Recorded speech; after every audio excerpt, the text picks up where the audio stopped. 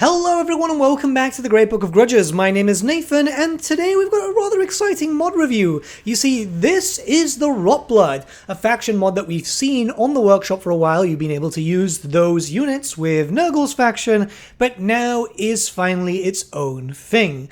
A hybrid between Nurgle, Chaos Warriors, a little bit of Skaven too, and Norsca. Yeah, this is going to be an exciting one, and if you're used to the more Vermintide style Warriors of Nurgle, then this is the one for you. So, let's read over the faction effects now. Clan Festa. Armies from Clan Festa can be purchased with Warpstone, and cities gifted to the Skaven for a reward. Monster Hunts. The ROTBLOOD tribe hunts down various great beasts, hoping to derive secrets from their death. Yeah, it's going to be monster hunts like you're used to, but with a little bit of extra stuff there. Plague Cauldron. The ROTBLOOD tribe can brew special plagues using a pestilent cauldron. Skittergate. Created by Clan Festa and shared with the ROTBLOOD tribe, the Skittergate allows armies to teleport across the map for a price. Diplomatic relations, -50 with the Empire. This is going to be very important to know, by the way. And finally, unlocks the underway stance for all your armies. Now, when it comes to your Lord effects, you have the following. Income from post-battle loot plus 30%. Income from sacking settlements and looting settlements plus 30% for Lord's army.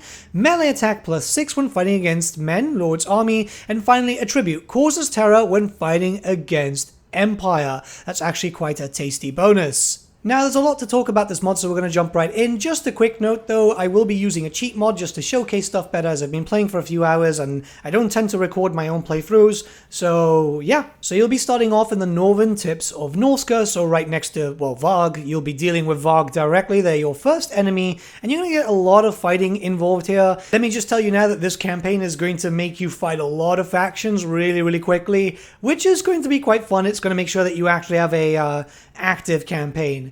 But yeah, pretty good start position, especially as a Norscan faction, as you get all the benefits. There's a lot more to it, though, so we're going to talk about that. Already, you've got the plagues. There is a new plague. It's a base plague, which has some stronger benefits overall. Just in general, there are much, much stronger benefits rather than having multiple base plagues. And yeah, I like the idea of having a themed Norscan faction. We already had that with another mod where we have a Cornate Norscan faction, so now we've got a Nurgle one too. It adds to a lot of flavor and adds to a little bit of diversity in terms of faction play, which is kind of needed for Norsca right now, as nothing's really changed in 7 years. You might notice Warpstone, which is a resource that you'll be gathering naturally as you progress through your campaign. There's a few ways to get this, like buildings, for example, also technology, but you'll also have to use it on buildings and technology and the like. There's going to be a lot for you to play around with. It's actually quite a cool system. It's tied to a decent addition to your technology tree, which is going to get you some nice bonuses. Also, spared a little Skaven corruption, so keep in mind for that too. But in all, it's pretty good stuff. I like the idea. It adds into a little bit of flavor and a little bit of just more unique stuff, which is kind of needed for Norsca. Like, every time we see a Norsca DLC, I just keep thinking, one day a rework will come. One day. But that day is unfortunately not today. So yeah, we're going to have to keep moving on. There's a lot though, don't you worry. Like for example, building is going to be very different to what you're normally used to in Norsca, as the buildings have been completely changed. You've also got a completely new faction of units. Like, there's a lot to go through here. The building is pretty cool because you get a lot of benefits for building up each of the individual types of actual warrior tier buildings and so on. So there's going to be a lot to give you bonuses and negatives towards the enemies, a lot for you to play around with. Keep in mind that the Norsca settlements are still relatively small, so you're not going to be able to get everything in one location, but there's enough for you to expand and just kind of play around with. It's kind of cool, honestly. I kind of like this. I've been playing for a few hours, and I still haven't really found the perfect combination of buildings, because all of the units are quite nicely spread out, but not in a way that it feels like a chore. More so that you want to play around with everything, really. Also, keep in mind that when you take over a full province, that you won't have the usual stuff that Norscan factions do. So here you'll be able to spread Nurgle corruption, which you will get benefits from, don't you worry. It's not like some factions, unfortunately, in vanilla right now, which still have issues with that. This is going to be dedicated. You've got a whole section of commandments that you can play around with, more tailored to your style of play and to the faction itself. Now, when we start moving on, when you take over a settlement, you've got the option of, occupying loot, sack, raise, or giving it to Clan Fester. This is something that you will get your main source of Warpstone from, at least the big sources from.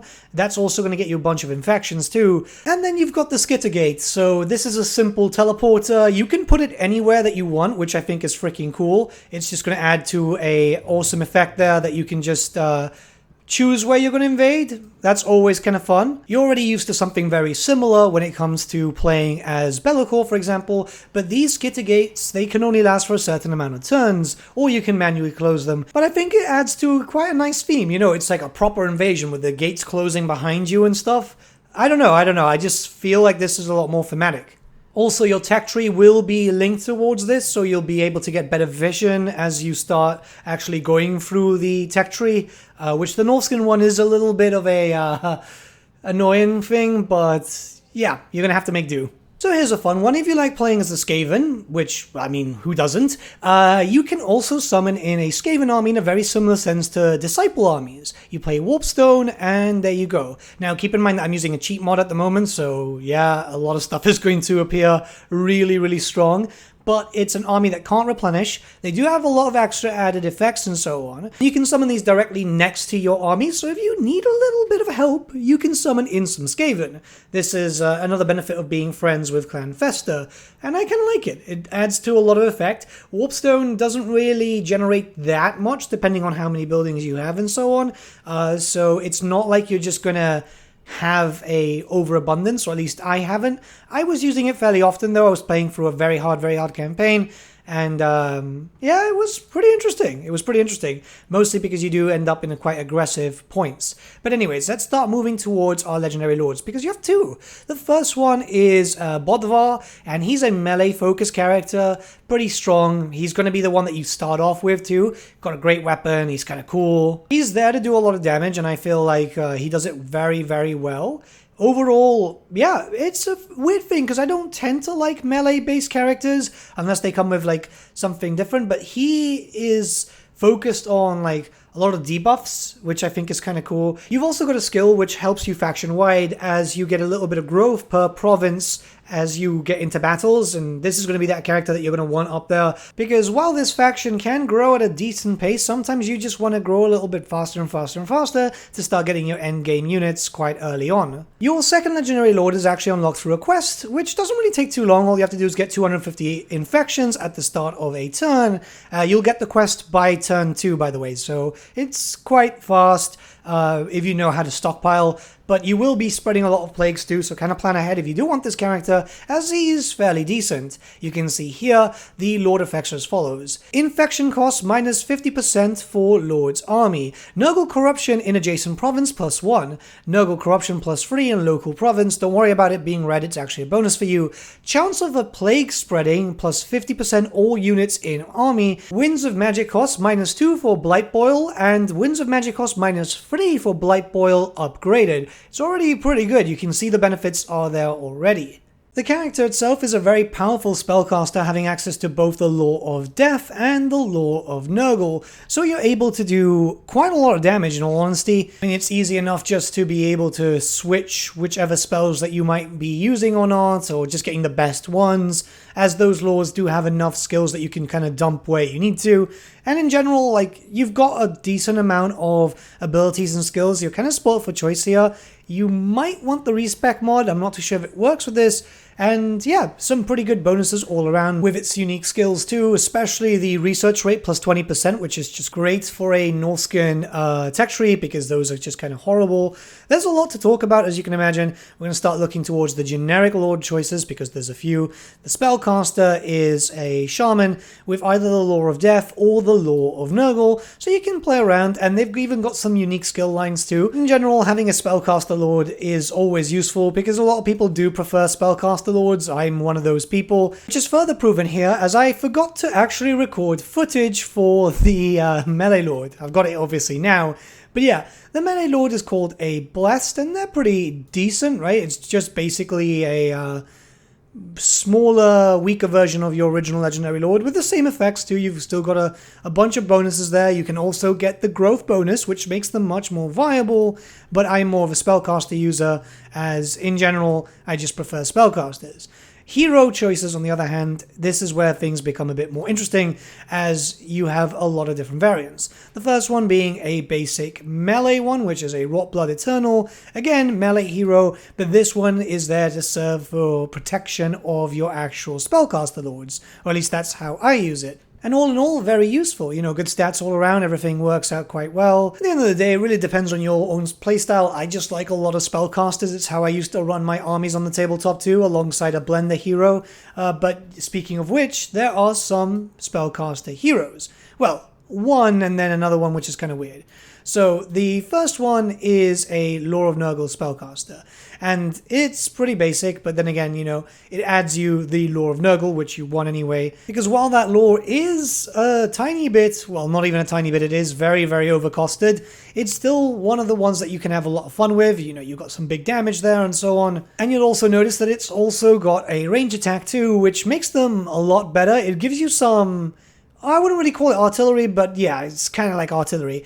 Think of it how they used to bring in spellcasters in Medieval 2, essentially. If you remember, like the Warhammer mod, the Warcraft mod, that type of attack. Your other hero, the Blightstormer, is a Lore of Death spellcaster, and also with a few different skills here and there. It's fairly decent in melee. Like, yeah, you can have it up front and personal doing some damage, which is always good. It will still be targeted, mind you, because obviously you know how the AI works, but it's able to do its own damage, which I feel is quite important for a Nurgle spellcaster. It's how you used to have them on the tabletop too, where you wanted to have, you know, durability, but still functionality. Either way, you get the two lores that you have access as a lord, also as heroes, and I feel like that's very, very important, which is something that the normal vanilla faction is kind of lacking at the moment, which is really sad, but you never know for the future. Anyways, we now start looking towards the roster, and the roster itself is quite large. It's a full faction. It is literally a full faction. If you're used to playing with this mod as the original state where you just play with Nurgle and stuff, you're pretty much golden. This is great. This has everything that you need, and there's a lot of units, so we're going to go into them before I give you my final thoughts and feelings regarding the mod in general. The quality of the models is absolutely fantastic though, and I just want to mention that here. Like, you can see this here. You've got that Vermintide look, which is freaking great. It's the same universe, so in theory there's no problem with this being a mod, because it is still Warhammer Fantasy, and I feel like that's quite important, as yeah, it looks the part, and it's honestly something that I'm hoping in Warhammer the Old World we'll get these as proper actual miniatures, because it will be nice, you know? But if we start looking towards infected captives, these are your slaves, essentially, you know? Expendable, they're not great, but then at the end of the day, they're a tar pit, and yeah, you know, tar pit units are always good, especially as a Nurgle faction. You will notice that a lot of these units, I think all of them actually have ROTBLOOD, which will give you some damage reflection because, you know, poisonous blood and all that type of stuff, which I think is freaking cool. Honestly, really, really happy with that. ROTBLOOD Marauders will be your most basic troop there, which are two variants, the Spears and the Axe Infantry. There's a few others, but these are the most generic ones. And you'll notice that the stats are very the same to other Marauders and so on, which obviously makes sense. You're going to be using these guys a lot, so get used to them. I think they look cool. There's a little bit of a visual change, as you can see, and it just adds to that flavor. It's that whole Vermintide feel again. There's not really much to say about certain units like this, but hey, that's how these things work. They start getting a bit more interesting when you start looking towards the other weapons. Like, for example, these are the Marauders with Plague Grenades. And yeah, grenades to get in there. So they'll do some damage before charging in. Obviously not the best stats, but being able to do a little bit of a hit, kind of like the Blue Horrors. Like, it's not the best, but it's still pretty good. And being able to do some damage whilst you're charging into the enemy, I mean, there's nothing wrong with that. So you'll probably want to have a few of these. There's a few different types. You're actually going to get a decent amount of range with this mod, which is quite surprising in a good way. Surprising in a good way. ROTBLOOD Martyrs are your Berserker types, so, you know, additional hand weapons, dual weapons, that's what they're called here. Axe Infantry, damage dealers, they're unbreakable too, which is freaking great. The fact is that, yeah, their stats might not be great, and they're not really wearing armor, even though they are kind of in a visual sense, you know. But yeah, they're very, very good. I like this unit. It's like basically using Slayers, and Slayers are freaking great. I've been using them quite fair late into my campaign too, so they don't actually just get like, you know, worthless after a certain point of time. Anyways, then we can start going into the Plague Spears. This is when you start getting some better units, really good stats all around. They look awesome. It's a spear and shield variant, so you do have some protection, which I think is really, really cool. A front line against any large units, and especially since you're going to be going up north, likely into the Chaos Waste, you will be dealing with a decent amount of large stuff. There are just so many different units, and I think that's a big strength here, because it's familiar, but also a little bit different, if that makes any sense.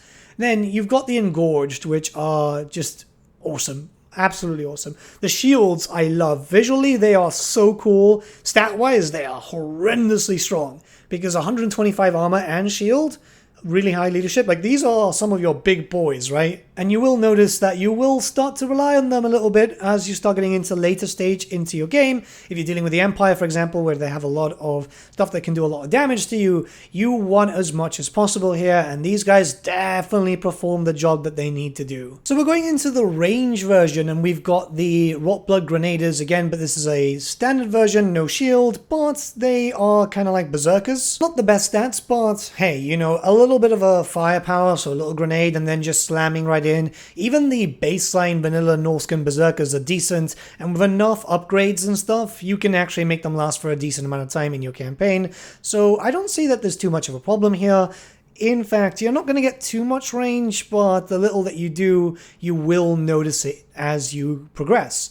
You've obviously got the Plague Javelins too, so this will give you a shortish, mid-ish range unit. You know, 110 isn't too bad. It's not the best, but again, it's still a Norscan faction, so don't expect bows and stuff, which is kind of weird because, yes, bows do exist, but they haven't been added to the vanilla faction, so yeah. The great thing is that these range units also double as melee units, so you just get a lot of different options here. And again, tech and bonuses will make them a little bit stronger. But yeah, you do have a decent amount of options. I kind of like what I've seen so far, what I've been playing with. The Vomitus units are quite funny, because, yeah, I don't know, I like them. They do a decent amount of damage, very good stats overall, 50 armor too, 150 range is also really, really good. Like, you can do a decent amount with these guys, and you won't feel like you're lacking, as long as you know to mix up the faction a bit, and just make sure that you've got a decent amount of variety in your army itself. Blightstormers are actually really, really cool because you won't be using them as a range unit. They're not a range unit. In fact, they're actually a spellcaster that don't use Winds of Magic. It's just, you know,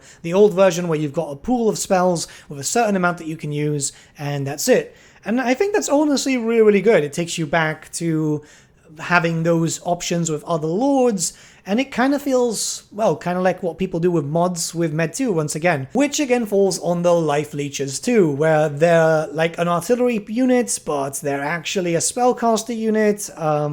It's a old way. It kind of just takes you back to Med 2, and it makes me want to re-download Med 2 to play that Warcraft mod again, because I actually really enjoyed that one. But yeah, pretty good unit, very good range, very, very good range, good damage too. Like, this does enough for you to notice it and justify having like 1 or 2 squads in your army, that's for sure. Alright, there's not a lot of mounted stuff. You've got the Plague Chariot here, which is pretty interesting because it's a range unit, but it's a grenade unit, so it does a decent amount of damage. Not a lot of ammunition, it's just throw a few exploding projectiles and slam right in. It's kind of good, honestly, I like it. It's a little bit of an area effect damage. You can also see that the the Plague Hounds are covered in neon green paint. It's a bit of a weird thing, but this is the lighting issue that is in vanilla. It's kind of weird. And yeah, at this point you can already see another unit, which are the Horsemen. Yeah, range unit, but pretty decent stats. 50 armor is nothing to sniff at. At the end of the day, not the army that you're going to really focus on. You're not going to be using a lot of horses and cavalry and stuff, but if you want to, it's there. It's just one of those things where it's better to have and not need. I mean, that's usually the case for a lot of the factions, in all honesty. We've got that here also with the Warhounds, which in fairness, having something with 95 speed for a Nurgle faction is pretty pretty useful. So yeah, I'm not going to complain. At the end of the day, as long as it's something that you'll use, that's the most important thing, isn't it? And as you can see, we're already at the creature section. So this one is a giant rotfly. It's just a singular entity of the rotfly, and it's just huge. It kind of works. I like the idea of single entities. A flying single entity is not too bad. It will get targeted down if you have it like stuck with loads of enemies with spears and stuff, but you can use this to cycle charge. It's not too bad in terms of speed, in all honesty, so it's definitely got some uses. Same thing when you start looking towards the Bal Trolls. Same thing, right? If you're used to playing trolls with Norsca, or, well, any faction that has trolls, yeah, not too much to talk about, but it's definitely a unit that we're actually expecting in the future officially, because it is a missing thing from the Tamilcon series, and they were okay. I'm just not used to using trolls, to be honest. Like, I'm seriously bad at using them, and don't you worry, there is some more unique stuff with this mod near the end here. But anyways, we have the spawn, same thing as, you know, the other Chaos spawn, except, you know, a little bit of regeneration, which is always really, really good. They're pretty useful. I like the idea of having spawn with a Norsca faction, because it makes sense that you'd probably try and wrangle them up. I don't know, it's one of these weird things, because spawn and lore are always very different to understand, difficult to understand, a little bit of both. But all in all, yeah, it's a spawn, you know, freaking great. Anyways, if we start moving on, we have the Toad King, which is a giant toad. Big fan. I can't really complain. It's got terror and stuff, so that's going to be quite good. And it is definitely, like, well, decently fast, so I kind of like the idea of it. You also have access to a Battle Giant. Pretty fun. At the end of the day, it's what you kind of expect from it. Giants are semi-decent now. I mean, not really, but still they're a lot better than they used to be. The last update did do a decent amount of wonders for it. And yeah, you know, always having a giant is kind of good for you, especially if you're playing a Chaos faction, where I think almost all of them have some sort of giant. Hell, even the normal Norsca one do. But yeah, the last unit itself is actually kind of cool. This is a Pestilence engine, and essentially it's like a Mortis engine, but it just does loads of damage as you keep it close to the enemies. I like this. This can also be a mount for some of your characters too, by the way, which is quite good, because it's stupid slow. 23 is really slow, but you can actually get a decent amount of damage output. And your army is generally going to be slow. Slow to mid, some very fast stuff, but generally slow to mid. Anyways, let me just talk to you about the experience that I had with this mod, and I've got a randomly generated army versus a randomly generated lizardmen army. I just felt like finding lizardmen. So yeah, pretty fun campaign. I played for a few hours. Really do like the mechanics. It definitely feels like you're basically playing the bad guys from Vermintide, which is kind of cool. I like the faction. I feel like this is something that would be kind of cool in the future, to have like a minor Chaos faction for Norsca dedicated to one of the gods. Well, in perfect world, it would be nice if we just had like loads of Norscan factions, but Norsca is just tiny, just very, very tiny. I like the Nurgle approach, as it is fairly different to what we've seen from most mods. A lot of mods do focus with the other gods, so it's really nice to get a real big dedicated Nurgle mod. What I will say is this campaign is quite interesting, as you're mostly fighting in Norsca and you'll be playing the same way. You know, you'll still be confederating with the other characters and all that, so you'll still be getting all your stuff. But having Clan Festa as an ally at the beginning, they're going to get into a lot of wars. A lot of factions are going to declare war on them, and it's going to drag you into a lot of wars. So you either leave Clan Festa, or if you want to go into like a proper hard mode campaign, that one definitely works, as it really does make it a little bit more complicated, but in a very good way. I was playing and just joining them up as much as I could, and so many armies were eventually coming for me. But by the time that they were actually coming for me with the whole player bias situation, I'd built up Norsca quite well. I'd gotten a decent amount of cash, considering that your main legendary lord does have that extra cash coming in. Yeah, no, this is very fun. I really enjoyed it. The modders in question are very talented. They've proven themselves time and time again. Stratovarius is a very, very good modder. I like talking to him. Like, he's very knowledgeable with his stuff. A lot of people took part in this, like Dead Baron, Orange Julius, 20KR, Karma, Not So Skelly Bones, Morlock. All of these are very talented modders, and we've seen their works through, you know, the Skeleton Crew. They just... I don't know how they do it. They just bring out a mod after mod after mod. It doesn't feel like they're ever running out of steam, and I think that's really, really impressive. This is definitely a mod that you'll want to play out, especially if you're feeling like there's not a lot to do in Total War Warhammer 3 just yet. I know everyone's basically just waiting for Chaos Dwarfs, and I hope it's not that long now. But if you're looking for something to tide you over, yeah, this is very much a mod that you're going to enjoy. But yeah, with all that being said, you can find the mod in the description below. Check it out. Let me know what you guys think about it in the comments below. I know that the modders will likely check out the comments as per usual to find out any possible feedback, people's thoughts and all that. And yeah, have a nice day, guys. Have a lovely one. On my way!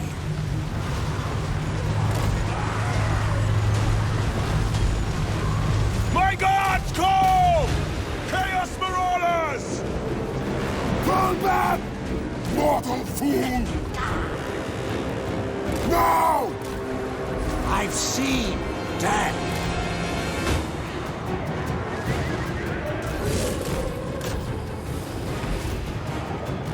Now is our time!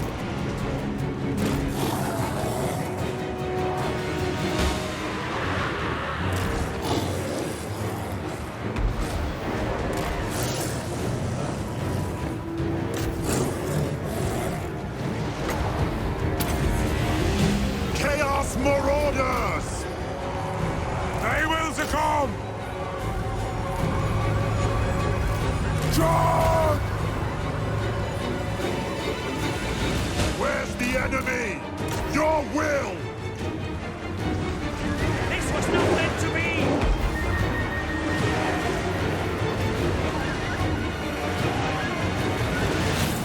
So be it! A killing comes!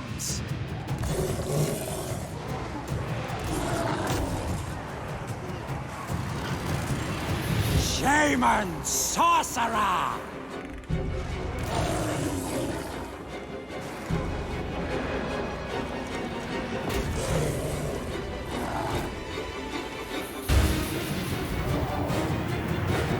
Incantation ready!